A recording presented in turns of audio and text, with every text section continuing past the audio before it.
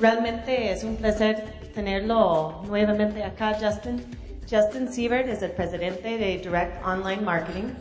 Él vino a Costa Rica para la misión comercial que hicimos en 2013 y por supuesto se enamoró del país, ¿verdad? Y vio tanta potencial para él que volvió para compartir hoy con nosotros este seminario muy valoroso. Justin está reconocido en Estados Unidos como uno de los top 25 líderes en el tema de estrategia digital y la empresa de él fue reconocido y premiado por Google. Sin más, le presento a Justin. Thank you very much. Hello? Check, check. All right. Hey, thank you all. Pass this to you, please. Thank you. Thank you for coming out. I really appreciate it. And I'm so excited to talk to you for the next hour and a half about the football match with Paraguay tonight. We have a couple people going at least, it looks like. Yes, excellent. No, I'll be talking to you about digital marketing. Thank you all for coming out.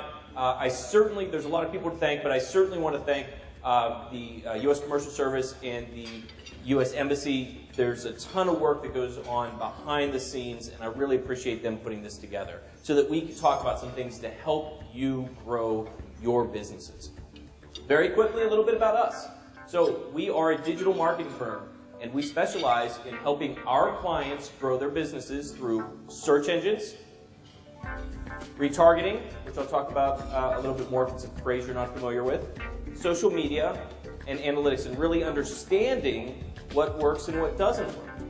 Now, we are a Google partner with certifications with Bing, but one of the things that I really hang my hat on is that we are in Google's top managed agency program. What does that mean? It means out of thousands of Google partners they have worldwide, they've selected the top 200. We're one of those to be in this program to give our clients extra support and to be in to get special access to programs that maybe the typical advertiser doesn't get.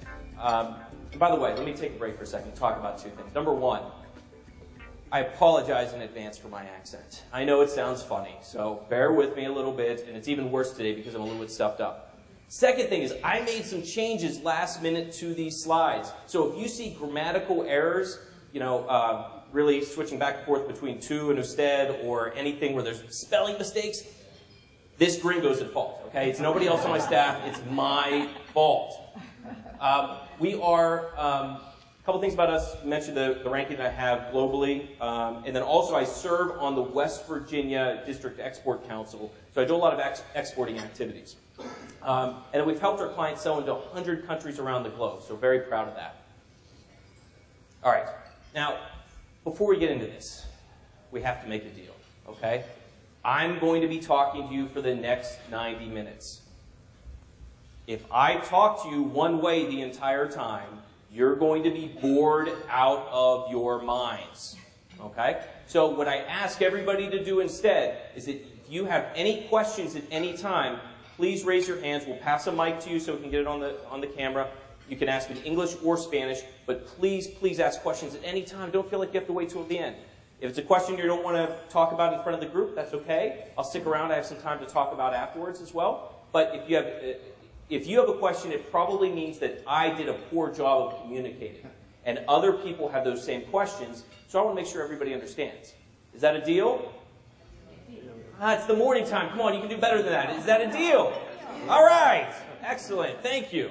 All right. So before we get into it, the topic today is going to be about digital marketing, marketing on the internet, growing your business.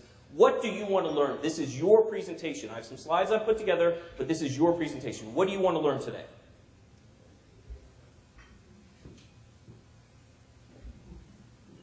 I can wait as long as you can. I have all day. I can sit down. I have a chair. I'll just sit here. Anything you want to learn today? Yes? How to reach out American patients. Ah, excellent. I believe in rewarding the people that speak up. So I'm just going to start shotgunning T-shirts to everybody that actually is brave enough to talk. So thank you.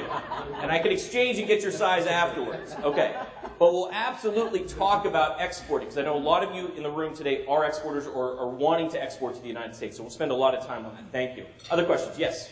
On my case, it's the country. We want to bring people down to Costa Rica, so I want to see how we can expose our brand better in the global world. Absolutely. And are there any particular markets that you're interested in? Nice catch, by the way.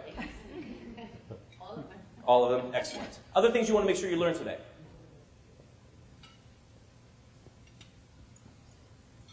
All right. I'm going to hold you to it. You have to ask questions during. I won't make you ask questions right now, but we're going to ask more questions throughout. A few facts I want to go over. We're going to talk about Latin America real quickly, but internet penetration is at 50%, almost 50% throughout Latin America. And we have 300 million people in Latin America that are on the internet. And if you take all of the Americas, that goes over 600 million, 602 million. Google penetration, over 141 people throughout, 141 people, that's not very impressive. 141 million people throughout Latin America are using Google. And with PPC, to give you an idea of what the global economy looks like, search engine advertising, which we'll talk about a little bit more, that's a $30 billion industry today. It works. And then finally, what you're seeing with Latin America moving towards a much, much higher mobile presence. Talk about a few things. It's what our world looks like today. Multi-screens. Especially for the younger people. How many people sit in front of the TV and they'll be on their phone at the same time? Right? Exactly. So you're going to be watching the program, but then you're going to be on WhatsApp, or you're going to be on Facebook, or you're going to be on Instagram, or you're going to be on Twitter. You're communicating with people. Sometimes, and this drives like my parents crazy, you'll be sitting on the couch next to each other, communicating with each other on your phone instead of turning around and actually talking to them. I do worry about our young people sometimes that we're going to lose that art of communication. But this is what it looks like. And that's the average minutes per session on each device it spends. Okay. If we look, and again, because a lot of people are interested in exporting to the United States, these are some U.S. facts that I'll put, but over 2/3 of the smartphones in the United States today, two-thirds of the phones in the United States today are smartphones. We're looking at 87% of all new purchases are smartphones. So think about that. That's much when you're trying to reach people and they're searching for things, they're able to do that from their phones. We're going to talk about that more. And then this is the stat that blows me away. For retail, 53% of all time is spent on phones. So you used to think that that wasn't the case because you want to browse, they want to look at all the products that you have to offer, but 53% of all the minutes spent on retail sites is on phones, and that's just going to continue to grow. Talk about mobile expectations. This is where you get worried, okay? These are the spooky stats. Ooh. 71% of people, if they can't find what they're looking for on your website, are going to leave. And 1/3 of them will go to your competitors. If they have to reload your site because it won't load quickly enough for them, they're going to go to your competitors. And the scariest one of all, 46%, if they experience a problem on your site, will never return. They will never come back to your website. I would encourage all of you, take a look at your website on your phones. Whether you want to do that now, whether you want to do that afterwards. See what people are experiencing when they're looking at your site on your phone, because they are looking at your site on their phones. So what can you do about this? You have 3 options. Number 1, you can build a separate mobile site so that anybody that comes to your site when they're on their phone is going to get a different experience. It's built separately for that. There's a second thing, the term in English is responsive, and that means that you build one site, but it doesn't matter what device they're looking on, a tablet, a phone, a desktop, a laptop, they're going to get a specific experience. There are pros and cons of a mobile site versus responsive. I prefer responsive, but they both work well. You only have one other option, and that's losing customers. So I cannot stress to you enough how important it is that you need to have a good mobile experience for your customers. And if search engines are important to you, Google has announced that next month they're completely changing their mobile rankings. And it's going to depend on whether you have a mobile-friendly site or not. And if you don't have a mobile-friendly site, they're going to punish you hard until you get one. All right. Any questions on mobile? Internet stats? All right. We're talking about one of my favorite things. This is analytics. The single best thing about digital marketing, whether it works for you or whether it doesn't work for you, is that you're going to know. You get the information so that you can decide what's important to you and what's working. Analytics is the term. And all that means is that you get all of the data about people visiting your website so that you can see what they're doing and how they're interacting with you. By show of hands, how many people are currently using Google Analytics or some other form of analytics for their websites? Third of the room. Okay, keep your hands up if you do for a second. I'm a dictator. Isn't that terrible? I'm telling you things to do. Now, keep your hands up if you look at your analytics regularly, like at least once a month. Okay, that's pretty good, the people they're doing. So you're getting good information that you're using. Excellent. All right. Now, why do I like Google Analytics? We're a Google partner, but at the end of the day, there's some things Google does that I don't like. I shouldn't have said that on video. They're going to hear that. But I love Google Analytics. It's free. It gives you a ton of information that you can learn about your site. It'll integrate very well with Google AdWords, which we'll talk about, but it tells you information about people no matter where they came from. So it's not just from a Google search. It'll tell you where they came from, what they're doing, and it allows you to make smart business decisions based on that reporting that you see. Talk about a few of the things. Google Analytics is terrific. Any analytic program is terrific. It gives you a ton of data, but and for my people that are using analytics currently, sometimes I think you would say maybe it's overwhelming a little bit with all of the data that you can get. And so we'll talk about a few of the things that if you can only concentrate on a couple things, these are the ones you want to concentrate on. And this is my Monopoly. I should have asked this before. We have Monopoly, the game here. What do we call Monopoly here? Oh, perfect. I can remember that. That's excellent. See, I knew that. All right. This is your stop, do not pass, go moment for everybody that did not raise their hands.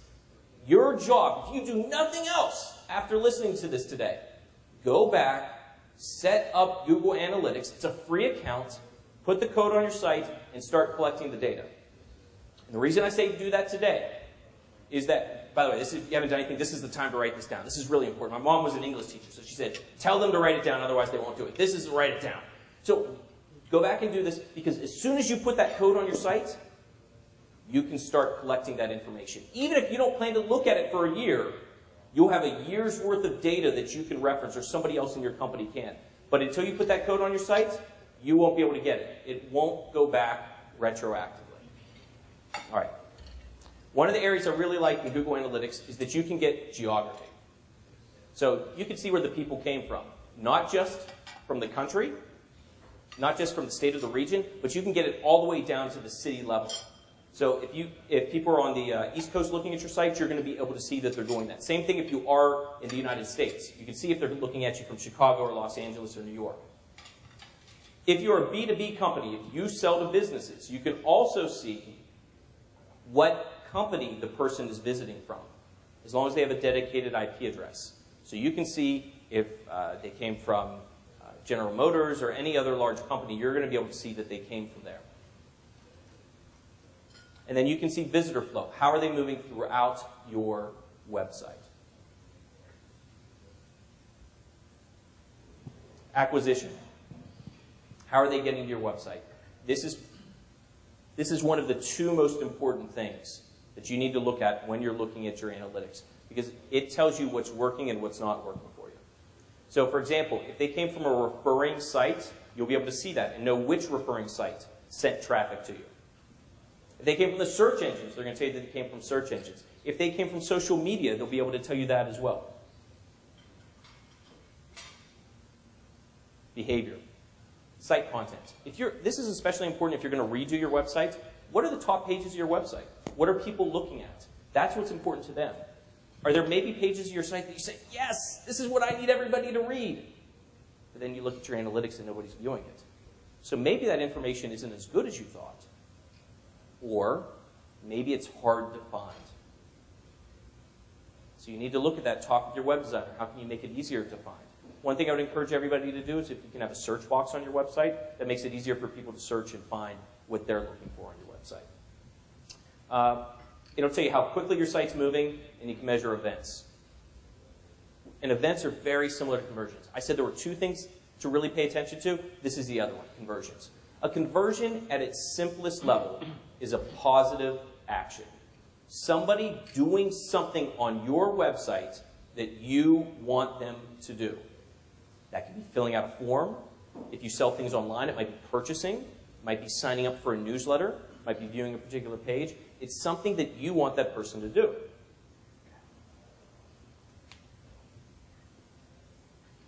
If you're not measuring conversions, you don't know what's working. Because you can break that down by geography, by traffic source, by anything else.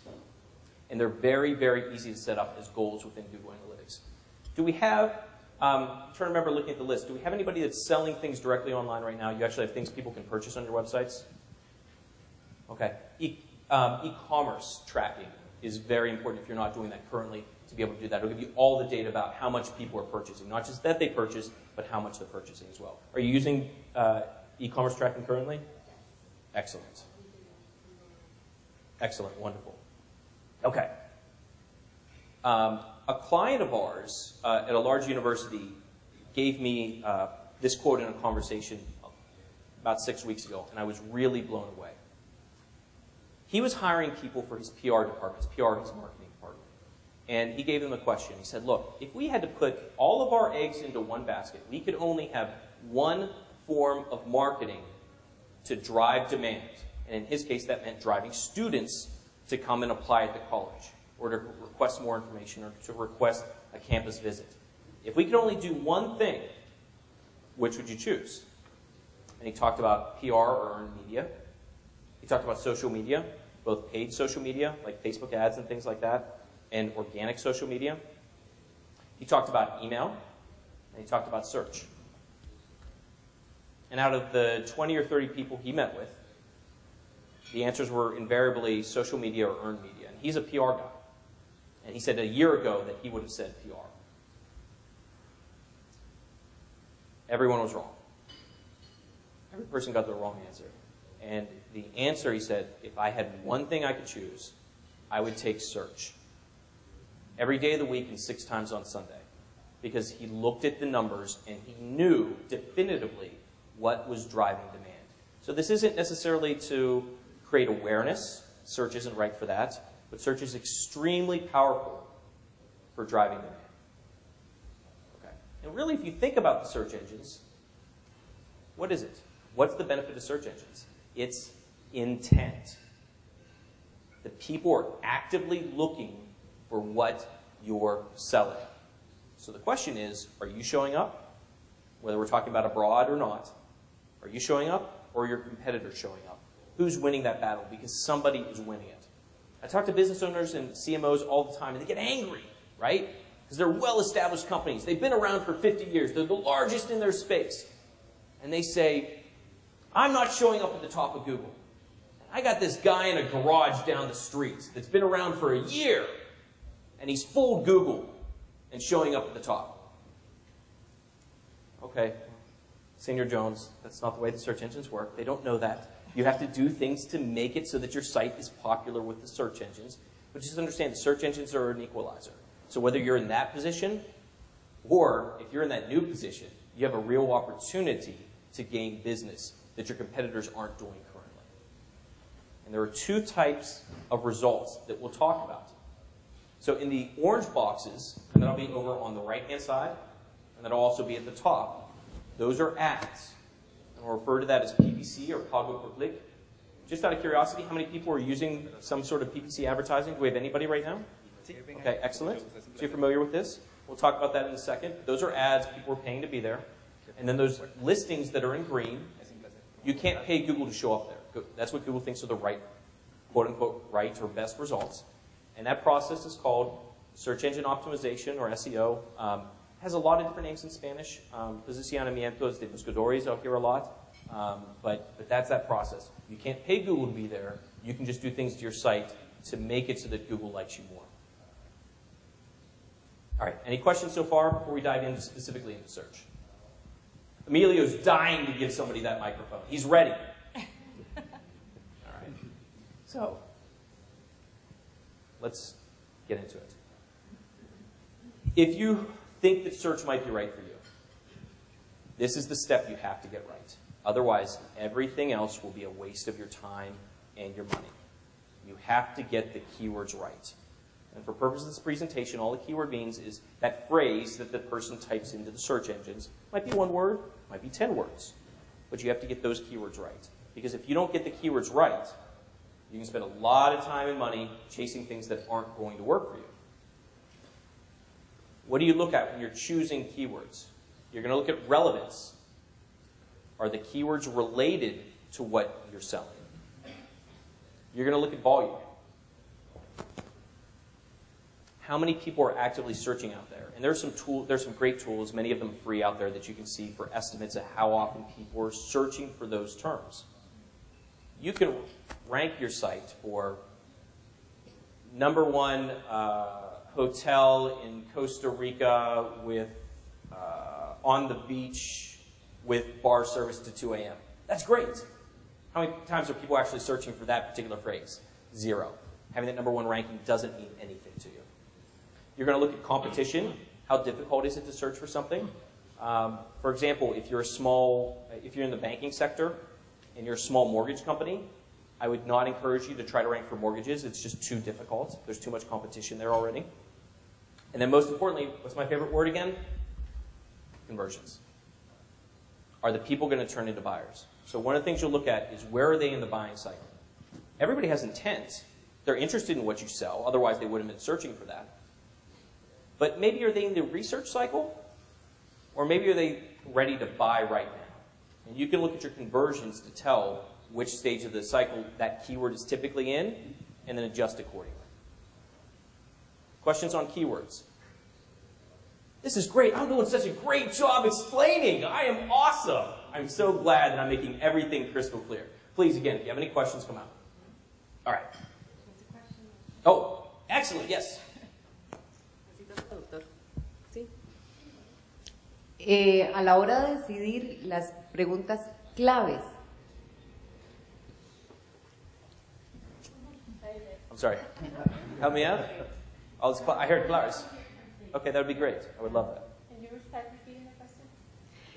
A la hora de elegir las palabras claves, en mi caso tenemos un e-commerce de productos culturales, todos hechos en Costa Rica, y siempre hacemos la pregunta si lo que tenemos que buscar como palabra clave es un producto relacionado inmediatamente con el uso, ¿verdad? Por ejemplo, una cartera, que uno podría pensar en cartera, mujer, cuero, fashion, no sé, o atrapar gente con palabras que son atractivas de Costa Rica. Costa Rica, playas, hacer un poco la trampa, por ahí. And let me start by taking one step back. If we're talking particularly on the Pago per click side, everything is measurable, and you can test everything.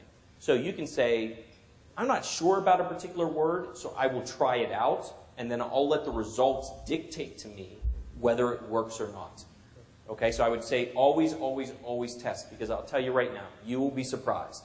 There will just be things that you wouldn't think would have any chance of working, and they will, and other things that you think won't work. Strike that reverse. Other things that you think will absolutely work that won't work for you.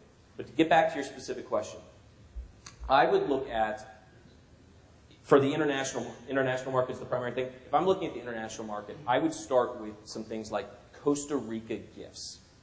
Okay?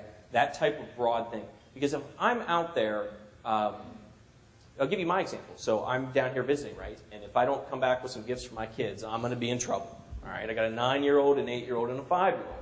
They would forgive me, but I would feel very guilty. So I'm going to take something back to them, right? So we should talk afterwards so I can do those things. I might be the dumb guy, right? It's not a shopper. I'm just like, oh, I got to get them something. I don't know what I'm going to do. And I might not have a specific idea in mind. Sometimes those generic keywords don't convert at as high of a rate. So I think it's good to get the traffic to your sites. You're just going to have to pay really close attention to whether they convert or not. Okay, whether that person turns into a purchaser or not. And it'll be important for you to measure that. But I think that would be worthwhile going after. Does that make sense? Okay. And then one other thing I would look at is, going to your question, I would look at the very specific things. So if it is Costa Rican, I'm sorry if these are not right, but Costa Rican pottery, Costa Rican necklaces, Costa Rican whatever, those types of things, I would absolutely, absolutely try those. Again, I might be wrong, but my sense is you would have very high conversion rates on those. Okay? And the good news is, I see a huge amount of potential in Costa Rica, but there's still not a lot of people using some of these methods, so I think you have a real opportunity.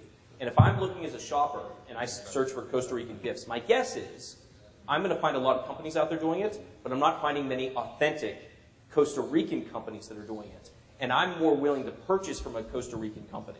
So if I look and see that you're a real Costa Rican company, you can write your ad letting me know that, I'm more likely to click on your ad and more likely to purchase from you. Does that make sense? Great question. Sí, mi pregunta va relacionada a lo mismo, lo que son las palabras claves que se utilizan dentro de los sitios para posicionar, valga la redundancia, nuestro sitio. Hay métricas, gracias. Hay métricas que indican cuántas palabras utilizar dentro de esos meta-tags. O específicamente, bueno, yo sé que hay reglas para eso y que también hay herramientas que nos pueden indicar cuáles palabras son las mejores para utilizar. Sin embargo, ¿qué tantas palabras podemos incluir dentro de esos? Porque hay gente que abusa de esto. Entonces, yo sé que también hay métricas que pueden bloquear a los motores para que el sitio no, en este caso no va a ser leído, porque es como la compañera había dicho, estamos tratando como de engañar a los motores de búsqueda a través de tantas palabras y qué tanto nos puede afectar a la hora de que los motores de búsqueda puedan atraer el sitio nuestro a los primeros lugares. Esa es mi pregunta. I love this question. If I weren't married already, I would probably want to get down on my knee and propose to that question. That's how much I love that question. And if you can hold off 1 second, we're going to get to that in the presentation, and I'm going to give you a very concrete answer to that. Does that work? Okay, excellent.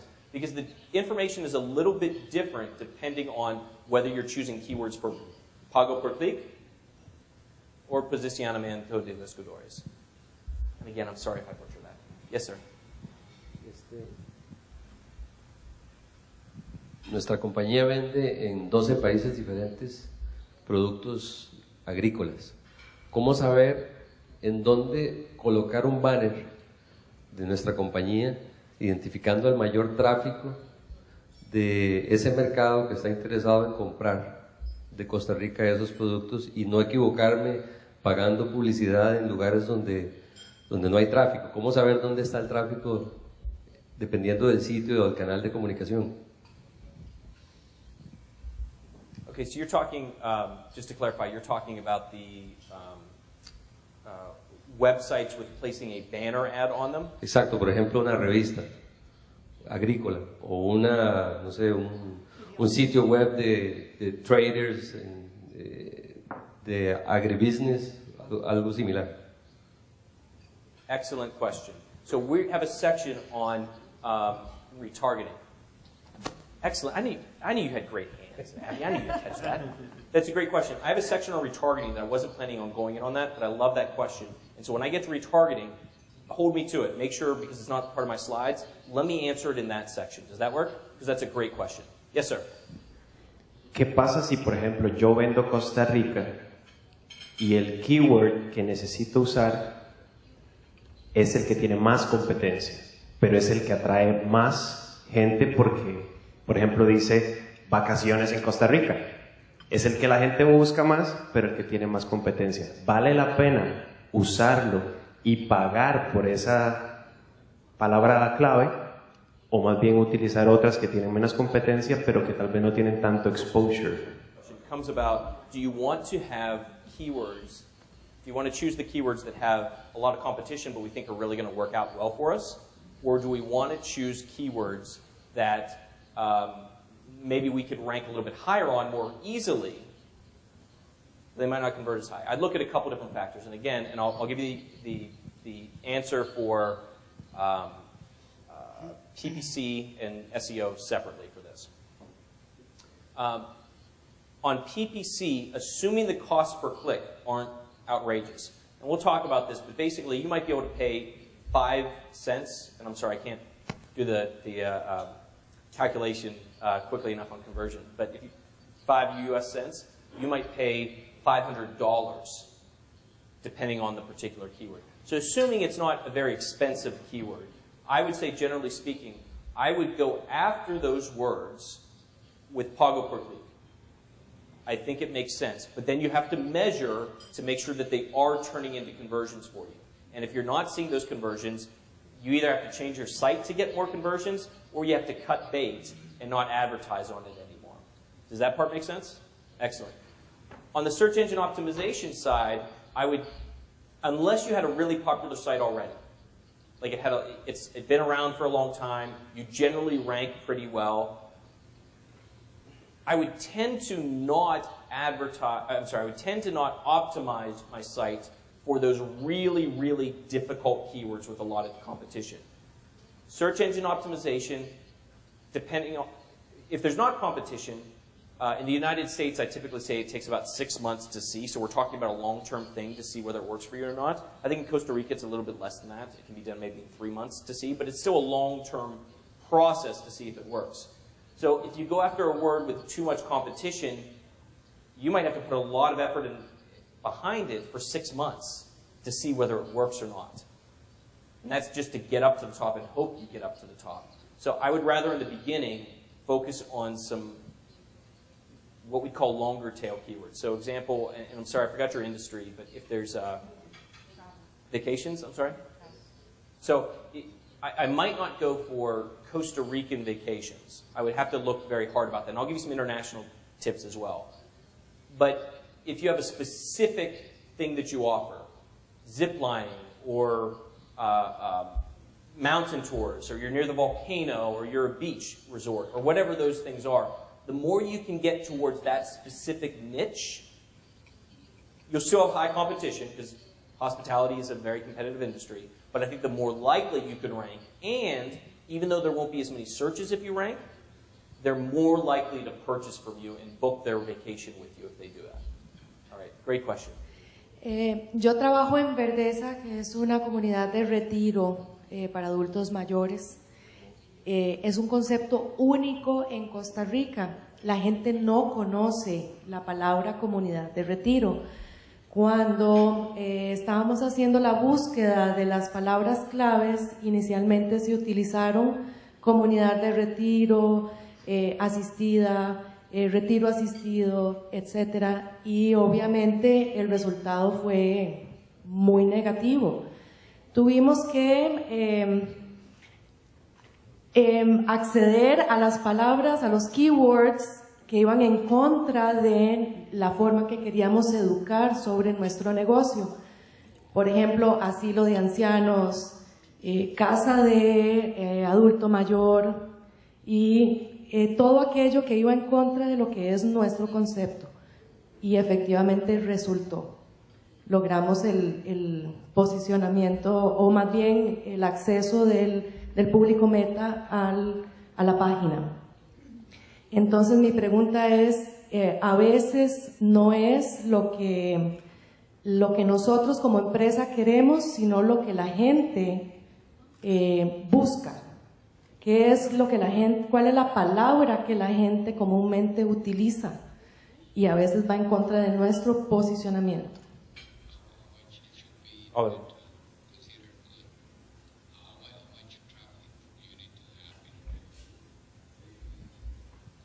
thank you. So the amount of traffic you need depends on the platform that you're using. But the minimum you need to amass at least 100 cookies with most platforms. So that means an audience, 100 people that have either visited your site or a particular page of your site. If you don't have at least that amount, then you won't be able to run the campaigns. But the higher the amount, the better you can do. And when you have a really, really large amount, you have tens of thousands of people visiting your website, that allows you to segment a lot more and serve up an ad specifically related to what they're interested in. Excellent question. Other questions on retargeting? All right. So, search engine optimization. This is where you don't have to pay for the clicks. How does it work? Just like pay-per-click advertising, it's based on the keywords. And they're free clicks. You don't have to pay Google anything to be out there. Now, what does Google do? They have a giant algorithm, formula, hundreds of variables. Those variables change more than once per day. And for the most part, they don't tell you what they are. I was assured that many of you would know my hero, Colonel Sanders, Kentucky Fried Chicken. He talks about his secret 7 herbs and spices, right? Well, Google guards their formula even more closely than the Colonel guards his formula for tasty, delicious chicken. But we do know a couple things about that formula. Most of the variables fall into one of 2 categories. Authority, that's what's written on your website. Credibility. Are other people out there linking to your website? Because if they're linking to your website, they're in effect vouching for you as a good source of information. And search engine optimization gives you longer term value. It takes longer to get good results, but it lasts longer as well. So, again, if we look at why doing search engine optimization, I think we've covered all of these already. Now, to your question, sir. Yes, ma'am. So I'm going to use that break just real quickly. I see some nodding. I see some people maybe looking, and I know I speak quickly, and I'm sorry. I promised myself I would speak slowly at the beginning of this because I know there's translation going on. I'm working those poor people to death in the back corner. But I get so excited. I love this topic. My wife is so tired of hearing me talk. That's the only reason I come out and do speeches is so my wife doesn't have to hear it anymore. What terminology doesn't make sense? Have I talked about conversions or goals or anything so far that doesn't make sense? I mean, something that you're completely over the head, you're just lost. Because I guarantee you're not the only person. Does anybody have any questions in general about things? We're together? All right, so again, please keep asking questions at any time. I'm going to give you some tips right now for everybody that's looking to go internationally. So the first one we start off with is that you can test quickly and very cost effectively. It doesn't cost you a lot of money to do this. And I'm sorry, there was a woman that said they want to go everywhere across the globe. When you test out, I would strongly encourage you, if you're testing a PPC campaign, choose your countries. You can do a couple at a time, or you can do one, but each country has to have its own campaign. You're never going to know whether something works or not if you're trying to hit all of Europe. Okay, so choose a particular country in a campaign and test those results. The website language, this is key. The website language has to match the ad language. So for example, if you're trying to reach the United States, you can run a Spanish ad. That's okay. But they have to go to a landing page that's in Spanish. Has to match up. If running an English ad, it has to go to your website that's written in English. If you don't have an English version of your website, don't worry about it. That's okay. I would create what's called a landing page, just a separate page of your website. This is a little bit different from my e-commerce people, and we can talk about what you can do. Maybe with whether you get a fully translated site or you do Google Translate or something like that. But you can do just one page that you create that nobody from your site would normally get to, and it can be written in that separate language so that the person is able to understand it based on the ad and the language that was in. And one note of caution. If the people that are doing sales in your office, and we'll just use the United States as an example and an English target, if they're not able to answer questions immediately and they're fluent in English, don't give them the option to call. They're not going to be able to handle it. You can still have them submit information so that you can call them back or write you an email that you can get translated and then translate and go back. But don't give them the option to call, otherwise you're going to burn through some money. Any questions on international PPC? Yes, ma'am. What would be your advice on choosing Just a second. Ah, I love it. I love negative keywords. Love negative keywords. So when you run, it's okay, we got it. So her question is about, oh, sorry. What would be your advice on choosing negative words for your PPC campaigns? So there's something called negative keywords, okay? Because what happens is you're going to advertise on, we'll take your example and assume for a second that nursing homes was actually a good keyword. So you can say, I want to advertise on nursing homes, and you tell Google that. Well, somebody might search for nursing homes with the best possible care for my parents. You absolutely want to show up on that particular term. Nobody's ever searched for that particular term before, so you can't think of it ahead of time. So you give Google a little bit of leeway, and you tell them, hey, people are searching for nursing homes, I want to make sure that my ad shows up. But somebody might search for free nursing homes, for example. I assume you're in business to make money? Yes. All right, so you don't want to show up on free nursing homes. So you could use what's called a negative keyword, and you can say that anytime the word free is included in the person's search, do not show my ads because I don't want to show up for that particular search. If you really get into this, negative keywords are your absolute best friend on earth, and I would encourage you. One tip I'll give everybody, and I apologize, this might be a little too far in the weeds for some people, but if you're running, you can run a report called a search queries report. And I'm sorry, I don't know the translation in Spanish, but a search queries report where you go to keyword select all, and they'll tell you what are the actual things that people typed in to get to your website. Go through that, choose all the bad ones, and then you can take those bad ones and turn those into negative keywords. So it's retroactively in that case. You've already paid for it, but you can make sure that you're not going to have to pay for it in the future. Make sense? Great question. Thank you so much for asking that. And I'm sorry if I owe anybody t-shirts and I'm behind. All right. Any other questions on PPC? Because we're moving to a new subject. All right. So again, search engine.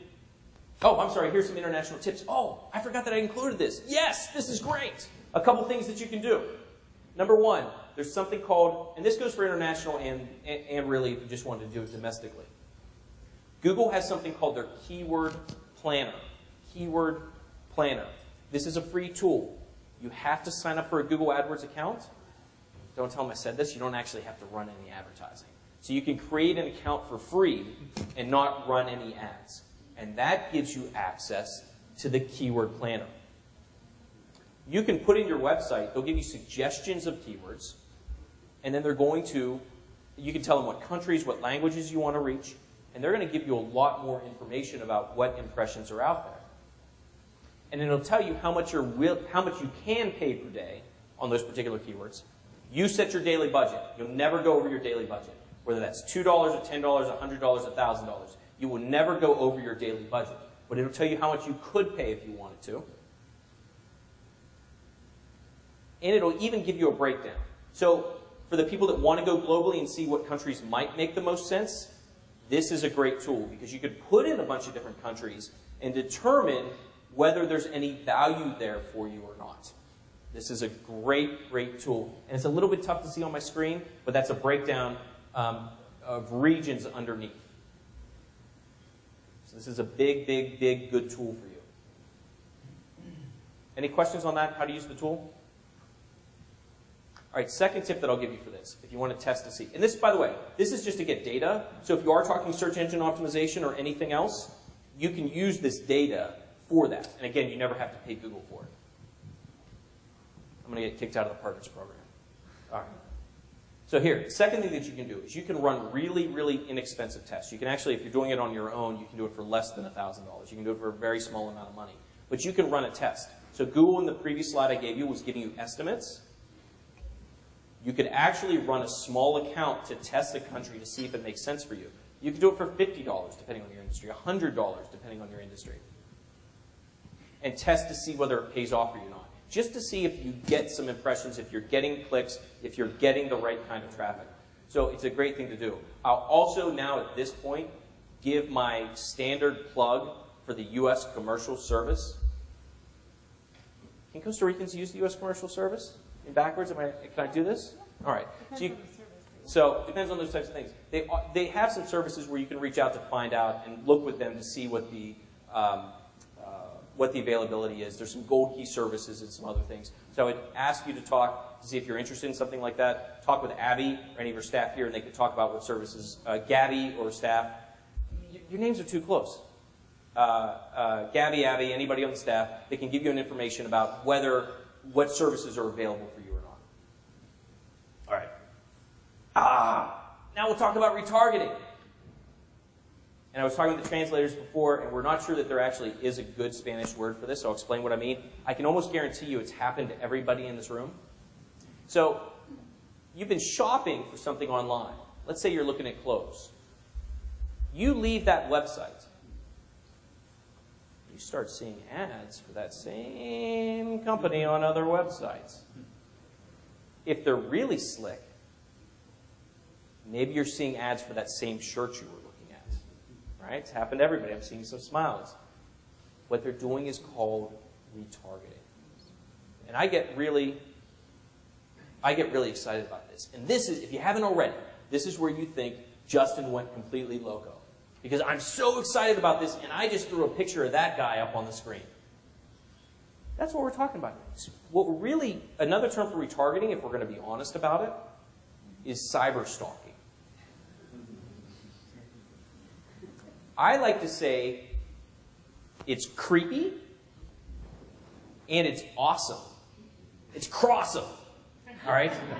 Good luck with that one.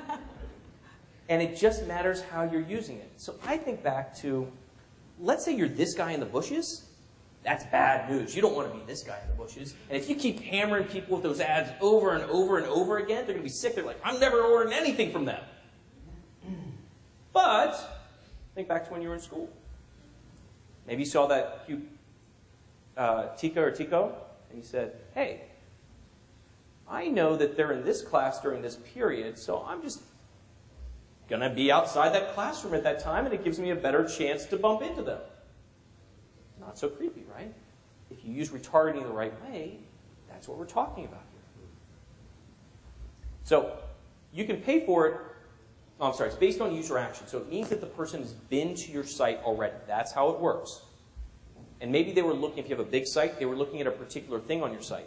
So for our people that are doing Costa Rican gifts, you could only serve up retargeted ads for people that were looking at jewelry. You might say it's not really worth it for me to do some of the other gifts they might have been looking at. It's based on cookies or sessions, and you're only going to pay per click. And I'm sorry, cookies or sessions I'm moving through quickly. That gets really technical. I'm happy to talk about that, but that's how you're able to serve up the ads. And you can do this not just on websites, display websites. You can do this on Facebook. You were smiling at me before. Have you ever seen those ads on Facebook when you've gone afterwards? You can do this on social networks. Facebook and Twitter take these types of ads as well. All right. So why would you do retargeting? You are going to lose an average site. This is all sites in the world. You're going to lose 97 to 99% of people are going to visit your site and never purchase anything at you or from you. Retargeting doesn't drive new people to your site, but it gives you a second bite of the apple. It's a chance to take those people that were interested initially, but left your site. Maybe their kids were calling them, they got distracted, and they forgot about it. It gives you a chance to reach out to those people again. So it helps all of your existing efforts. You can do it on a per-click basis. And you do have control over how often you show. So you can avoid being super creepy stalker guy. You can show only a few times a day, only for a certain period of time. Finally, it's probably the lowest cost and highest conversion rate. When I say highest conversion rate, meaning more of the people will actually convert into something positive, a lead or a sale for you, of anything I'll talk to you about today.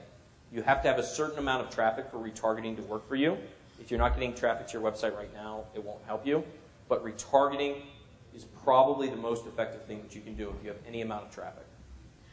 I was wondering, you said something about linking, other people linking to your website.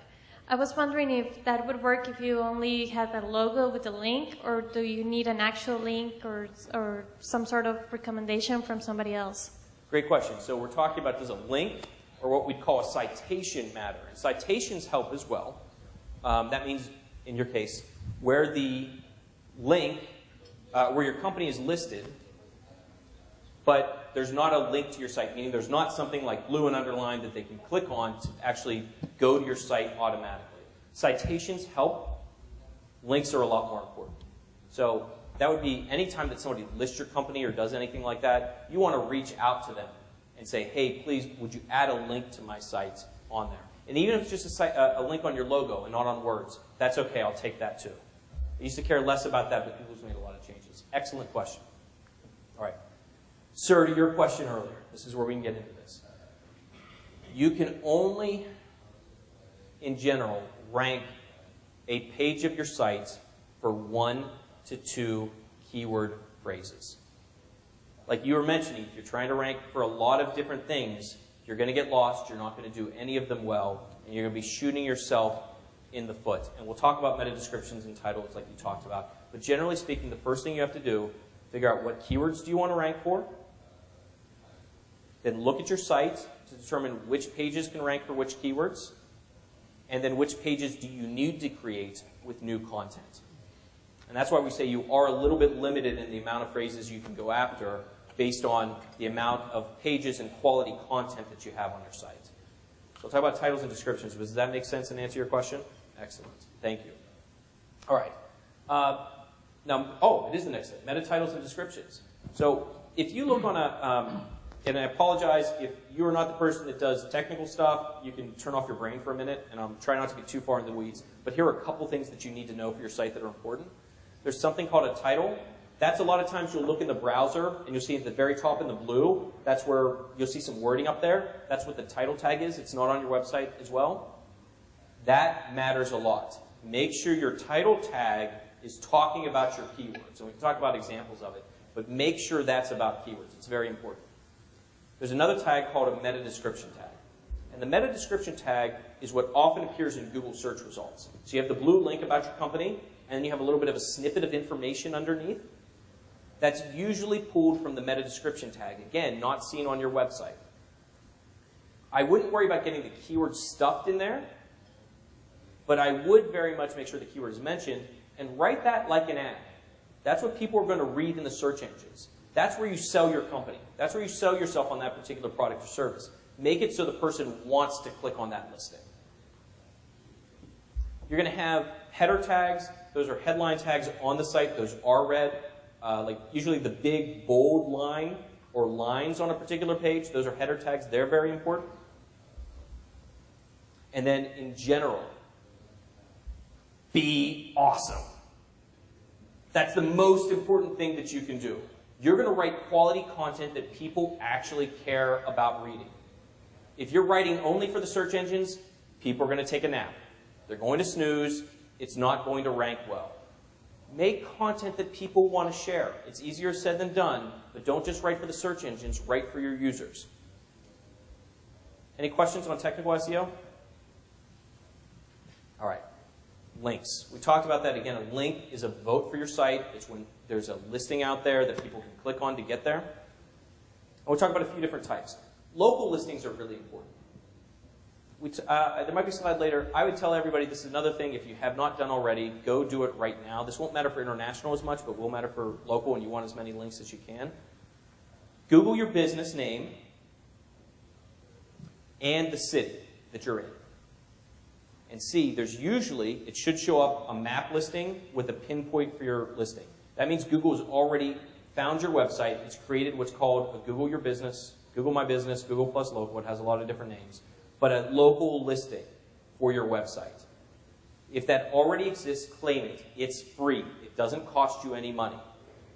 So make sure that you look that up either right now or later on And make sure that you're seeing that. Walk through the process. They'll send you a postcard or give you a phone call to make sure that it's your business, not a competitor. But you want to claim that. That's an easy way to get a good link. The more niche you can get as well, I would look into. So if you belong to an association and they list you on their website, try to make sure it's not just a citation. Try to make sure that it's a link. So if I'm a member of AmCham, for example, I would absolutely want to have links back to my website if AmCham allows that. So try to get as many of those types of links as you can. Okay. Here are a couple things to look at. The first thing you have to figure out when you're going search engine optimization, you have to target a country specifically. And the way you do that, you have to choose one of three structures. Now, the first structure is an entirely separate website. We would call that a CCTLD, a country code top-level domain. The second option is what we call a subdomain. We're looking at having the letters here. And the third option is a subdirectory. Anybody wants to get into technicals and why one might be better than another, I'm happy to go into, but you have to figure that out. That's the very first step in international SEO before you do anything else. That gets pretty specific. Next thing you can do is you can sign up for a Google Webmaster Tools account. That Google Webmaster Tools account is free. Just look up Google Webmaster Tools, and you can tell Google which sections or pages of your site you're trying to rank for, which country you're trying to rank them in. Build links in that local market. So if you are trying to rank in the United States and you can get links from United States websites, try to get those. They'll help you rank better for US listings. And then finally, if you get the site translated, optimize it for the keywords you're trying to rank for afterwards. Because sometimes that keyword focus gets lost in translation. So you want to make sure that you give that second effort afterwards. All right, that's it for SEO. Any questions on SEO or international SEO? All right. Let me go through social media a little bit. I'll just, the two most important things with social media, and by the way, how many people are using, let's say, Facebook for your business? Not personally, but for your business. Great. How many people are using Twitter? How many people are using YouTube? Anyone using LinkedIn? Wow. Anybody using Instagram? You all are on it. This is awesome. What ones I have not mentioned that you're on? Any other ones? Pinterest. I love Pinterest. Any other ones besides Pinterest? Pinterest is terrific. High conversion rates. You have to, number one, with social media, set what your goals are. I find too many businesses, I'll say, why do you want to be on Facebook, or what are your goals from Facebook? I want to get a bunch of likes. No, that's not your goal. Your goal is to drive business, right? So you back all of your metrics and your goals from social media outside of that. So figure out what your goals are in the real world, and then you can set goals and metrics based on that. You're not trying to figure out how many likes and retweets that you can get. Second thing you have to do is figure out what platform your people are using. So whatever your target market is, make sure you're reaching them on that particular platform. You are pretty well on this. I'm going to breeze through a little bit. Oh, just make sure you measure your social media efforts as well. Make sure that you actually have those goals in place and you're measuring them on a regular basis. All right. Social media advertising.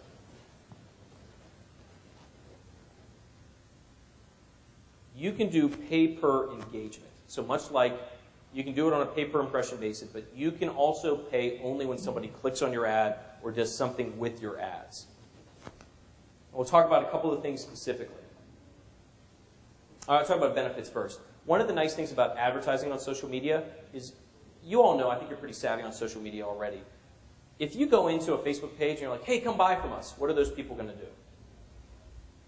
Mute or ban you. They don't want anything to do with you. You've just turned off people that you're trying to sell them in their sphere where they're trying to communicate. So the only way you can actually do a direct, actual ad is by doing it through advertising. You can't do that through the community itself. We'll talk about a couple of different platforms. With Facebook, you get the benefit of knowing what people are actually interested in, what they've already told Facebook their likes are. And I don't know what the number is in Costa Rica, but in the United States, this is scary. Facebook has 1,500 different real-world data points on every Facebook user, because they tie in data aggregators. So for example, if you like to drive a Ford, they know that about you already, whether you've said anything on Facebook or not. So there's a ton of data that you can get from Facebook. LinkedIn, the benefit of LinkedIn is you can advertise to people based on their company type, their job title, and their seniority level, and what groups they advertise in. With Twitter, you can advertise and reach people in real time about what they're talking about. And YouTube and Pinterest, it's just people spend so much time on those sites, those people that use them. It's a great way to reach people where they are most active, where they are most interested. And so with Pinterest, they do have promoted pins. That's something that's come out relatively recently. All right. Oh, if you are going, especially international, but you can do this locally as well. Is anybody running Facebook ads? I just asked if you're on Facebook. Is anybody running advertisements on Facebook? They have something called their Power Editor. It's not a separate platform. It's an extension through Google Chrome, your Google Chrome browser. But if you download Power Editor, you can get some really great information about where you're trying to reach. And you can put in specifics, just like with Google for free. You don't actually have to run an AdWords campaign. But you can see how many people are out there with your particular likes that you're trying to reach in your particular market that you're trying to reach. So this is a great data mining tool for you to find out where you want to be. All right. Keep in mind that Google and social media are your reputation now. Does anybody, you hear a company, you want to see if they have anything, does anybody not look them up on Google first? You're going to see if they actually exist or not. And what are people saying about them? We go back to that Google local listing I talked about before. People can actually rank you on there. And then you'll see, if you're looking for an oil change, you might see 3 or 4 companies listed. And if there's one of them with 5 stars, 2 of them with 2 stars, which company do you think they're going to choose to go to? The one with 5 stars. So make sure that you're getting this and you're encouraging people to leave reviews for you. And monitor your reviews. It gives you a chance to respond to people. A couple things to keep in mind. The one thing I want to say, or 2 things I'll say. One is encourage reviews, but don't encourage positive reviews. You can actually get banned from these different review sites if you're saying, hey, well, I'll give you 10% off if you leave me a 5-star review. If they find out about that, you're in trouble. The other thing you can't do is don't have the people leave a review at your location. They're looking at your IP address, and they can't tell that that's somebody else. They think it's you leaving a fake review for your site. So the review, even though it'll tell the person that took it, won't ever show up on your listing. So even though it makes it harder, when you're asking people to leave reviews, they have to leave reviews for you at their home or their office or somewhere else. Don't have them do it at your location. And I'll close with 2 things really quickly. So this is my wife, and it's a little fuzzy, but hopefully you figured out this is my wife, and not the 2 guys on the side. We were going to Istanbul for our 10-year anniversary. And so what did we do? We didn't know where to go. What did we want to do? So she went to TripAdvisor to find information. And I assume all my hotel people, you're already very familiar with TripAdvisor, know how important it is. And she looked at things to do in Istanbul, and these guys came up number 1, something called The Other Tour. If you ever go to Istanbul, highly recommend it. So we went to it. We would have never found them otherwise, and they were great. So it was a long day, kind of the end of the day. I said, well, tell me, guys, how did you get the number 1 listing in TripAdvisor?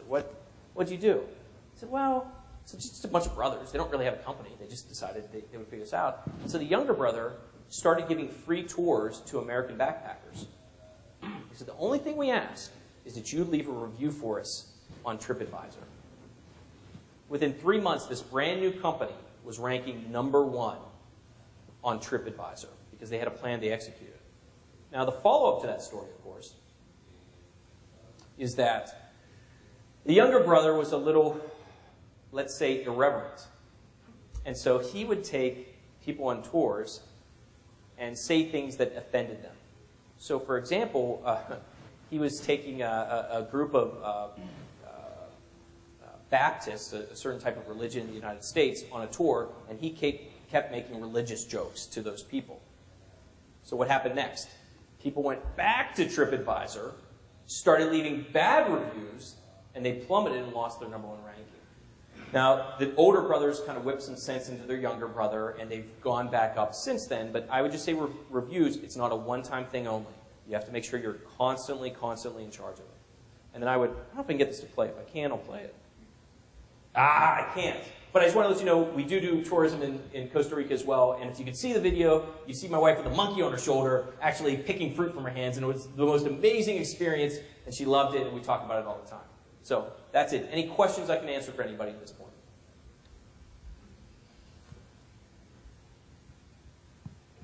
It's a lot of information. Did I kill everybody with too much information? All right. What's the #1 thing you're going to, for those people that aren't measuring their website traffic, what's the #1 thing you're doing? Google Analytics. You're going to go sign up for it today. For everybody in this office, or everybody in this room right now, locally, what are you going to look up? Your own company name, and you're going to claim your Google Plus local listing if it's not already claimed. Those are your homework assignments. Mr. Seibert will check you afterwards and make sure that you did it so you can get your A+. All right?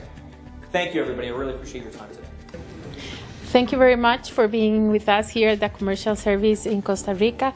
We have here Justin Siebert from Direct Online Marketing, a U.S. company, and we have Michael from Round Trip Costa Rica attending your seminar.